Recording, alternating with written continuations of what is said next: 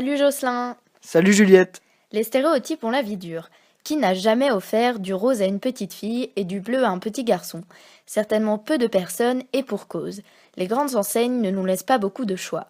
Paillettes, roses et princesses pour les filles, bleus et super-héros pour les garçons. Idem pour les jouets. À l'heure où le genrisme est dénoncé, c'est-à-dire la distinction sociale due au genre de son sexe, il existe toujours un rayon homme et un rayon femme dans nos magasins. Et pourtant, l'histoire montre le contraire. Bleu, divinité, pureté ou virilité. Le bleu a toujours été une couleur privilégiée par les Européens et les Occidentaux. Ces nombreux symboles ont changé au fil des siècles, faisant écho à la divinité sous l'Antiquité, à la Vierge au Moyen Âge et à la virilité depuis les années 1950. Cela remonte à l'Antiquité grecque, où les parents préféraient avoir un garçon plutôt qu'une fille, car les garçons travaillaient et participaient aux revenus de la famille. À l'inverse, avoir une fille était pénalisant. Outre de ne pas disposer de la même force physique, requise notamment pour le travail des champs, les filles coûtaient cher. Il fallait économiser pour lui fournir une dot lors de son mariage. En conséquence, avoir un garçon était considéré comme bédine des dieux. Aussi lui associait-on la couleur bleue, couleur du ciel, résidence des dieux. Mais au XIIe siècle, le bleu devient la couleur de la Vierge Marie. Il est alors associé à la pureté. Les femmes pures doivent donc se vêtir de bleu. Le siècle des Lumières se réapproprie les valeurs antiques et marque ainsi le retour du bleu comme couleur de la masculinité. Néanmoins, la mode enfantine n'était pas véritablement genrée avant les années 1950. Pendant longtemps, les enfants portaient du blanc, couleur d'innocence et de propreté, jusqu'à leurs 6 ans. Habiller ses enfants en blanc était aussi pratique, car on pouvait blanchir la couche ou le vêtement sale. Le rose du chevalier à la féminité.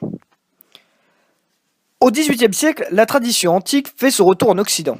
À l'apogée des Lumières, la Grèce et son modèle de démocratie constituent pour les penseurs de l'époque une référence absolue.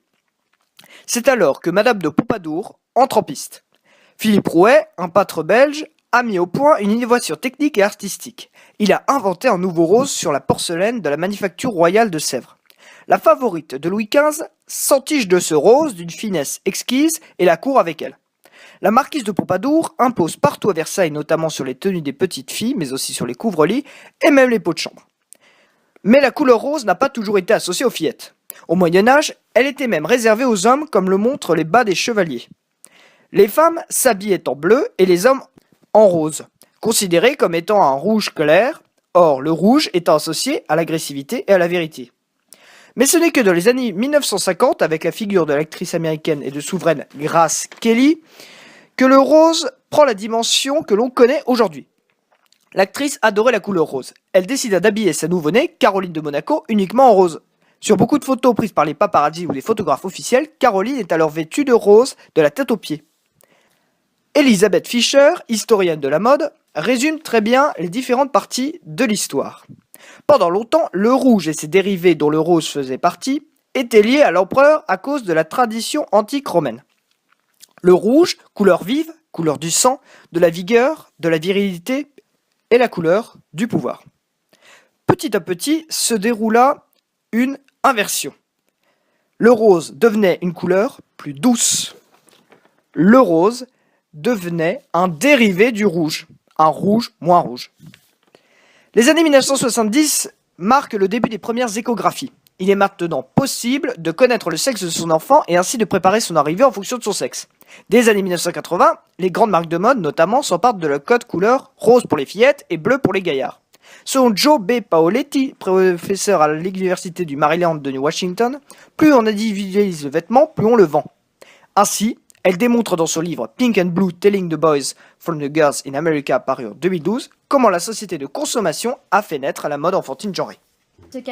C'est ce qu'a voulu dénoncer Alice du haut de ses 5 ans. Se plaignant de ne trouver que des tenues saumon, fuchsia ou encore magenta chez Gap, la petite américaine a décidé d'envoyer une lettre avec l'aide de sa maman à la marque. Le PDG Jeff Kirwan a réagi en promettant des habits neutres. De nombreux parents ont salué la décision de la marque de prêt-à-porter Gap, qui n'est pas la seule marque avec Emma, l'enseigne tendance du moment, à appliquer cette méthode. Désormais, plus de vêtements filles ni de vêtements garçons, mais des vêtements simplement. Serait-ce la fin du marketing genré ? Avant cela, quelques grands personnages ont porté du rose, comme Gatsby le Magnifique ou encore Henri IV. Mais le rose est une tendance en 2018. Il devrait envahir les garde-robes masculines. Selon l'Institut Pantone, le rose est la couleur forte de ce printemps. Il existe même un rose millennials, couleur emblématique des 18-34 ans, quel que soit le sexe. Une manière de briser les stéréotypes, de revendiquer du rose pour n'importe qui, pourvu qu'il soit bien dans sa peau.